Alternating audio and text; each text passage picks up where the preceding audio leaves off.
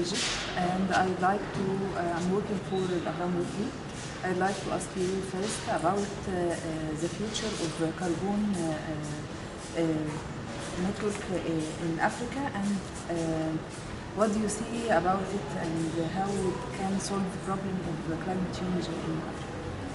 So firstly, I think what has been very positive at COP27, there has been progress in the framework for putting a global price on carbon in the context of COP.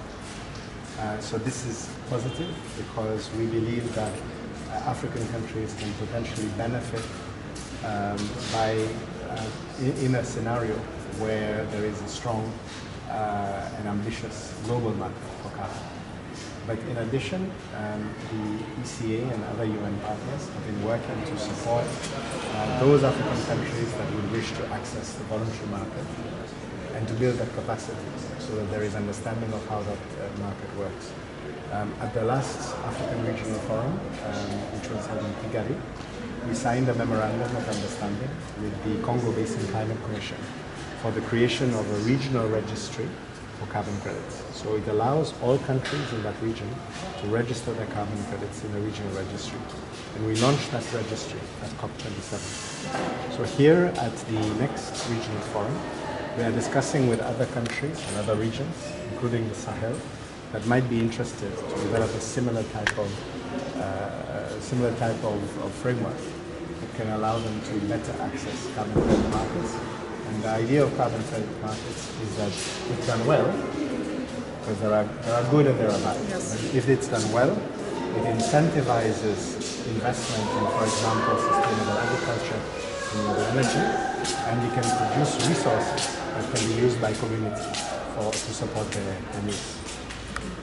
Today we talk about science and researches and how it could be local, not from outside. How you could support science research in the future? So a few key things that emerge from the meeting. Firstly, we have to recognize the importance of the policy framework for science, technology, and innovation, and for investing in research and development. So African countries need to have a strong framework. Their policy has to be very clear, and it should be clear for all government institutions to follow, and also for the private sector to understand. So for example, we had an example about Namibia, where every country, every ministry has to dedicate a part of their budget for research and development. So the government sets the example, and that creates a positive momentum for investment in research and development. We recognize that much more financing needs to be invested in this because very few countries are investing at least 1% of GDP. In Africa, very few have achieved that. We also recognize that there has to be a lot of capacity building, particularly in universities, so that universities are quickly exposed to emerging technologies, including, for example, artificial intelligence, the use of big data, also the Internet of Things, where different devices can be connected to the Internet, but looking at it through a very practical lens. And we have seen emerging opportunities, for example, around e-commerce, where there's been huge increases over the pandemic across the country. But we really have to integrate all of these opportunities within capacity building systems, so within universities, but also within think tanks, within incubators, so that all of these aspects can be improved. Women and children usually are the weakest point in effect of climate change. What is the solution you are thinking about? So, as you have pointed out, the burden of climate change is disproportionately borne by women, and also children are negatively impacted. So one of the main aspects that needs to be addressed is to look at climate change with a gender lens. And this means to recognize and cost this impact.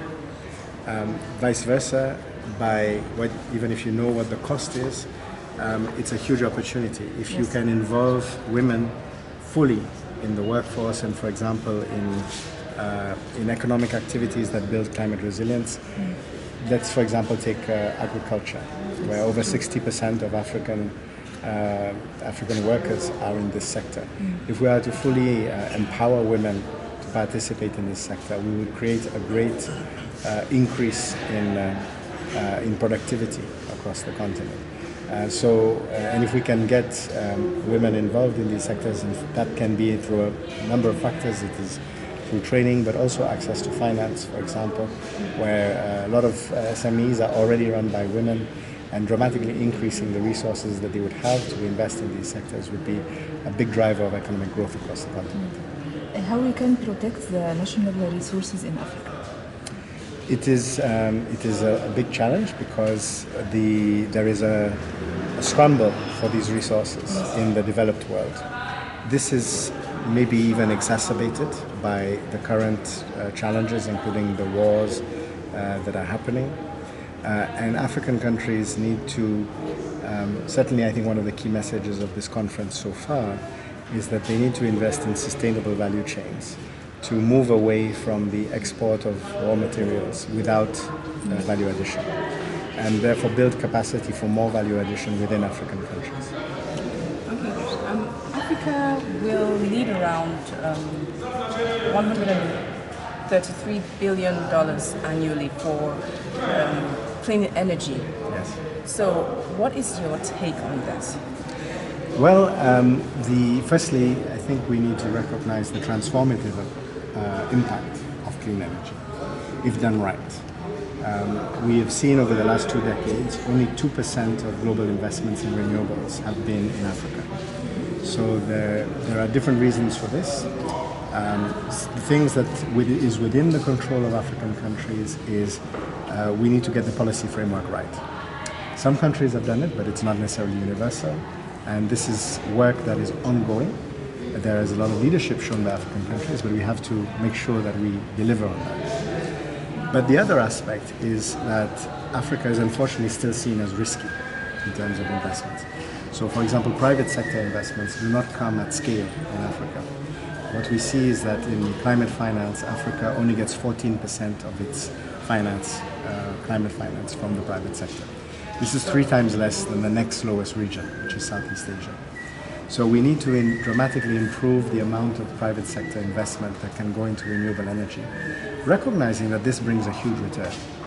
It brings a huge return in terms of the development capacity of a country, but the investor can also get a very good return.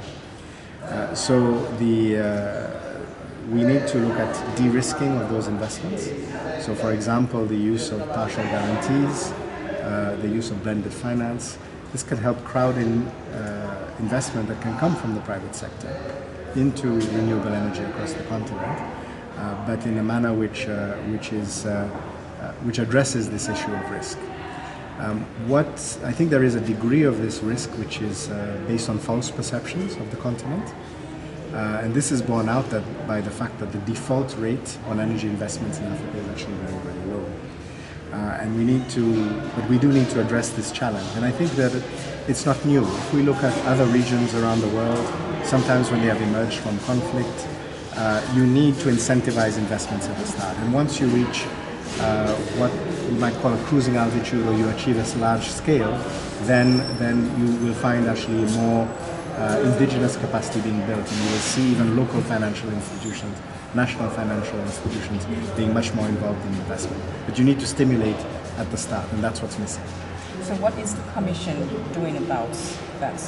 So there are a number of things that we have been engaged in. First of all, we launched at COP28, we launched at COP26 a liquidity and sustainability facility. So this facility is aimed at increasing the access of African countries to what are called repo markets, repurchasing markets for African bonds. What this means is that potential investors can buy African bonds multiple times on secondary markets. So it means that their investment is seen as less risky because they will not be stuck, let's say, for 10 years with their money in an African bond. They can sell it multiple times. And we have seen the first successful transactions under this happening just before COP27 in Egypt. And Egypt was one of the countries to make use of this facility alongside Kenya. Also, we have been very engaged in the reform of the international development architecture. So one of the main focuses at COP27 was that we need to make the World Bank, the IMF, respond properly to climate change. Because the reality is that the resources available are not adapted for the needs of climate change. And in terms of that reform, there are a number of factors. Firstly, we need more blended finance, meaning that there needs to be support from richer institutions and banks and countries to support investment in perceived risky countries. Secondly, we need to have more clarity on how instruments will be used to invest in climate resilience. And one of the things that we have recommended is the use of key performance indicators. So for example, African countries already have made very ambitious commitments in their nationally determined contributions. And it would be relatively simple to create key performance indicators aligned with climate finance to deliver that finance into the NDCs. We are also engaged in supporting countries in terms of the regulatory framework that they need to put in place to attract private investment, but also to allow transparency around these sectors. And the key aspect as well is how we link this to the development of a sustainable value chain. And that brings me to the last point. So one of the other areas that we've looked at is, for example, the battery minerals value chain. 70% of the world's cobalt comes from the Democratic Republic of Congo. Most of that is actually processed in places in Asia. Now, if we were able to bring a large part of that market to within Africa, firstly, it would be cheaper for manufacturers. Secondly, it will have less emissions because it has to travel further. And thirdly, it would facilitate the continued development of electric vehicle production in Africa. It's already happening. South Africa, Egypt, Morocco, they are all already investing in these value chains. So if we can produce the batteries, produce the cars, we have a sustainable value chain. And therefore we change Africa's economic model. We move away from exporting raw materials into actually having a value chain. When is this project? So the DRC and Zambia have already set up a special economic zone on their border for the operationalization of the battery value chain. They are using the joint agreement to mobilize investors for that investment. So we are currently at the phase where they are discussing with investors. So there has been interest, there has not yet been an investment, but we have done the feasibility studies. It was actually done by Bloomberg, and it has shown very clearly that the costs would be dramatically more competitive to do it in Africa. Again, one of the key issues is to address the perception of risk. Unfortunately, countries like the DRC are often in the news for reasons that are associated with conflict and so on. But there are also a lot of economic opportunities in countries like this. And for example, in the special economic zones that have been set up, these areas are extremely secure, they represent very minimal risk. Of course, we need to support the private sector if they want to go into those sectors to make sure that they can get return on their investment. And the studies that we have done have shown that that's possible. So the next steps is to deliver. Okay, I'll take you back. Sorry, can I continue? I'll take you back to the carbon credits. What are you doing specifically for Southern African countries? So for the moment, we have our focus of our support has been to the Congo Basin. But the Congo Basin is a very large area. Right? So there are some SADC countries that are part of the Congo Basin initiative, including Zambia as an example. We recently also held a carbon markets business forum, which was held in Addis Ababa just last week on the 20th of February. So this was open to all countries, and we have tapped into an initiative that we supported to launch, which is the African Carbon Markets Initiative. This was launched at COP27.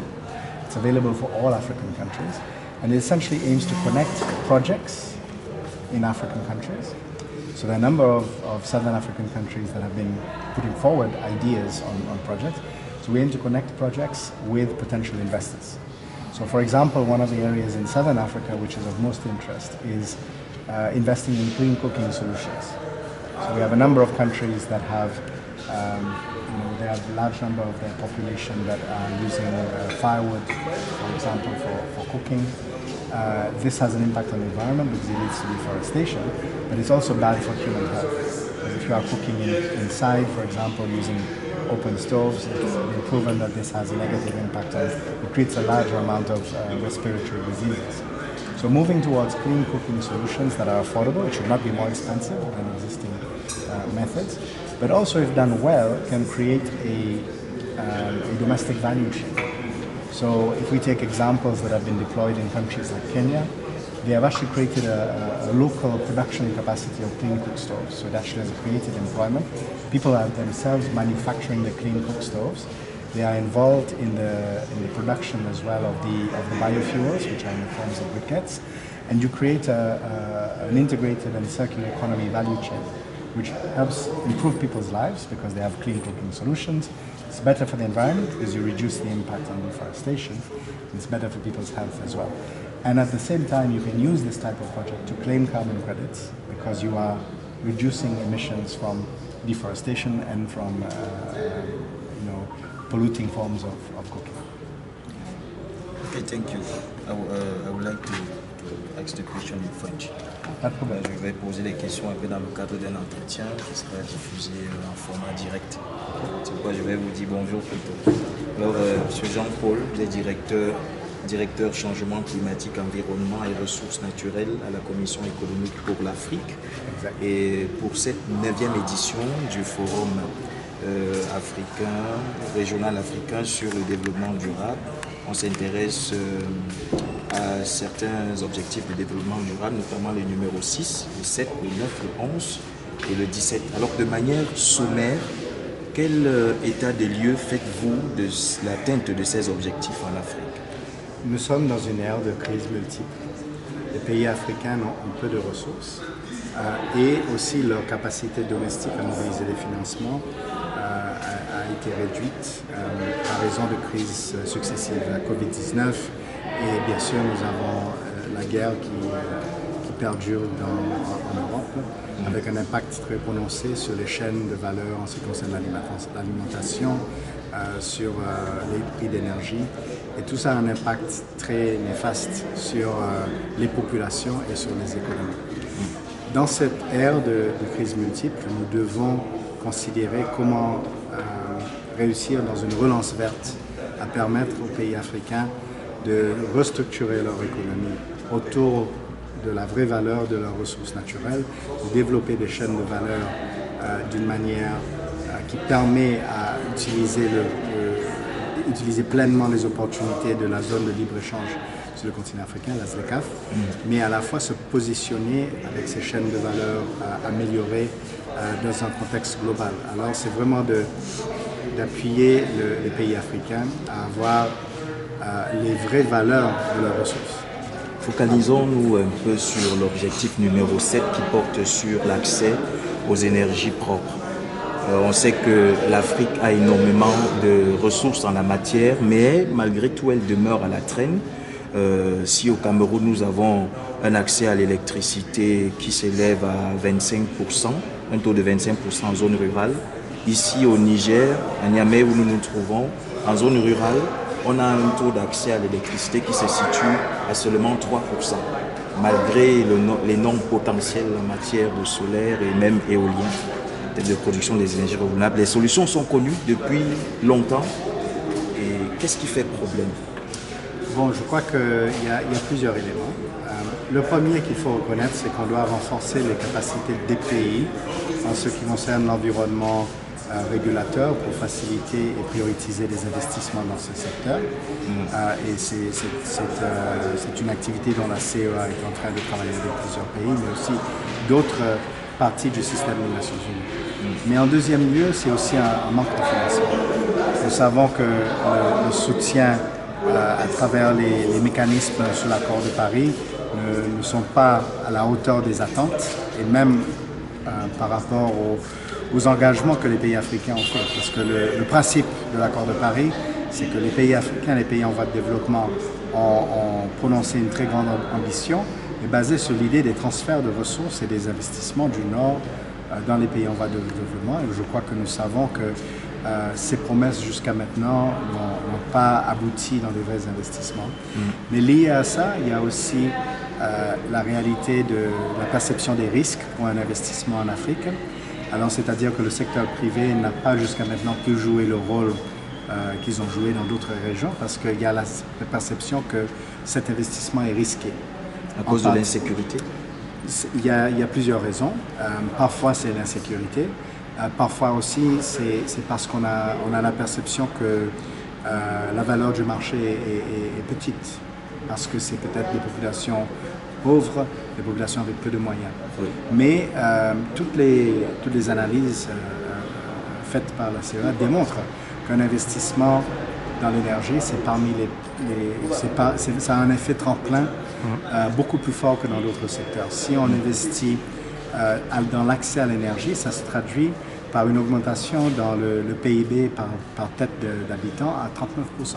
Oui. C'est-à-dire que si on arrive à vraiment créer cet accès à l'électricité, à l'énergie, oui, on va créer une multiplication dans l'économie à très grande échelle. Pour faciliter ces investissements, pour dérisquer, il faut utiliser les mécanismes qui sont déjà disponibles à travers les financements internationaux, mais qui sont peu déployés en Afrique. Il faut utiliser les garanties partielles, par exemple, pour que le secteur privé soit accompagné dans leur investissement. Et bien sûr, comme j'ai dit, il faut aussi reconnaître qu'il faut une politique très transparente dans les pays africains pour faciliter ces investissements. Alors, toutes ces choses doivent être mises en place un peu en même temps.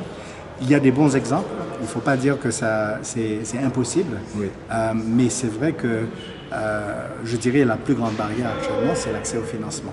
Oui. Alors, en prélude à ce forum, vous avez modéré une conférence sur les énergies renouvelables en Afrique.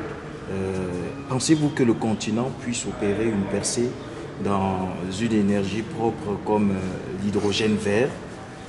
Si oui, à quelles conditions? Bon, je crois que toutes les analyses d'ailleurs qui ont été présentées par des organisations régionales, mais aussi par l'université Abdou Moumouni basée ici au Niger, toutes ces analyses ont démontré qu'en fait l'Afrique a le plus fort potentiel à utiliser l'hydrogène vert. Les défis, c'est que oui, nous n'avons pas beaucoup de capacité de recherche sur le continent.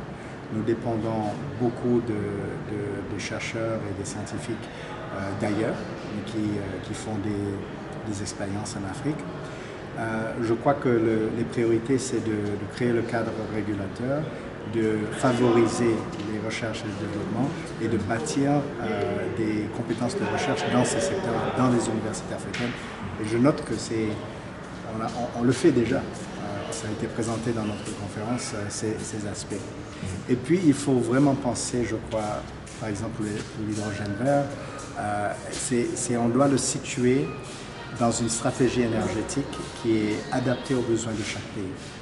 Il y a des pays africains, nous sommes basés en Éthiopie, ils ont des ressources hydrauliques énormes, ils peuvent presque à 100% créer l'accès à l'énergie en utilisant ces ressources et un peu aussi la géothermie. Il y a d'autres pays qui n'ont pas tous ces... Il y a des pays comme le Niger, que si nous arrivons à investir dans des zones rurales, nous avons mobilisé ces investissements, l'éolienne dans le désert, le solaire dans le désert, ça peut être très transformateur. Chaque pays a peut-être un parcours un peu différent, mais il faut des plans d'investissement qui sont liés aux études et aux analyses qui démontrent la capacité de ces secteurs. L'énergie renouvelable coûte beaucoup moins cher actuellement en général que les hydrocarbures, mais des pays qui ont des très faibles accès à l'énergie doivent utiliser tous les moyens à leur disposition. Par exemple, un pays comme le Niger, c'est nécessaire, je dirais, pour adresser la question de l'intermittence de la génération et la difficulté de stockage et le prix aussi du stockage. Il faut avoir un plan énergétique qui vise à long terme à prioriser les renouvelables parce que c'est moins cher, mais qui reconnaît la réalité actuelle d'utiliser les hydrocarbures pour permettre à cet accès. Alors c'est vraiment une question de définir la route et le parcours et spécifique au pays. Donc il faut une stratégie globale. Est-ce que au sein de la commission, vous avez pensé à une telle démarche? Oui, nous sommes en train de travailler avec d'autres partenaires aussi sur la modélisation des méthodes énergétiques, de permettre à chaque pays de vraiment adapter le mix énergétique qui est le mieux adapté à leur situation. À la réalité. Alors, au sorti de ce forum qui s'ouvre à l'instant au Niger, est-ce que vous avez, des recommandations, des résolutions que vous souhaitez voir adoptées au thème des travaux? Je crois qu'en premier lieu, il faut reconnaître ce qu'on a vu déjà. Il y a beaucoup d'innovations qui se font déjà en Afrique. Il y a beaucoup de bonnes pratiques, mais c'est à petite échelle. Et pour arriver à la plus grande échelle, il faut des plans d'investissement qui sont transparents et qui reconnaissent le rôle très fort des gouvernements. Les gouvernements doivent mettre l'exemple, doivent montrer l'exemple, mais qui aussi permet la participation très forte du secteur privé. Et il faut une mobilisation de ressources très prononcée. Le secrétaire général des Nations Unies, il y a un peu plus d'une semaine, a annoncé que c'est le moment ou jamais de vraiment faire un grand bond en avant pour la mise en œuvre des ODD. Et pour faire cela, il faudrait un stimulus dans les ODD, un stimulus vert à l'échelle globale, mais qui priorise les besoins des pays en voie de développement pour permettre vraiment d'avoir cette transformation qu'on voudrait voir et cette accélération vers la mise en œuvre des ODD. Monsieur Jean-Paul Adom, merci. Merci, un plaisir.